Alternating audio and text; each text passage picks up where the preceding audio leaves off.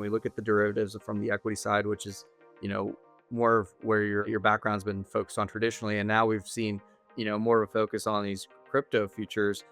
Uh, how does the client mix differ? Is there a difference in the client mix, or are these hedge funds that are more focused on the crypto side, whereas you might find more traditional maybe market makers or broker dealers, on the equity side?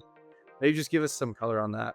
Yeah, I think one thing that's fortunate about the seat that I sit in is that I get to kind of interact with both those marketplaces. Think about some more traditional finance players that are more focused on, our flagship equity indices and those options versus the, crypto native players that are focused on Bitcoin and Ether, right? And you get to take some of those lessons that you learn from either one. Like let's say we, learn some sort of lesson from S&P or NASDAQ options, right? We can apply that for crypto where we're not reinventing the wheel. Likewise, we find a lot of times we want to try out something new and innovative, right? We have a lot more leeway to do that in crypto than we do in some of those other traditional products. So there's a nice back and forth where we get to leverage benefits from both of those, right?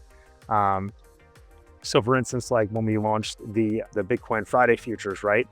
Traditionally we had those, the big contracts, the standard size contracts were expiring for the BRR, the Bitcoin reference rate, London close, right? Whereas with Bitcoin Friday futures, we could, test the waters, so to speak, on appetite for the New York close with those products, right? So I think that's the type of stuff where we have a lot more flexibility to move a little bit faster with crypto than we do with some of the other legacy products, which is a great ability to have, right?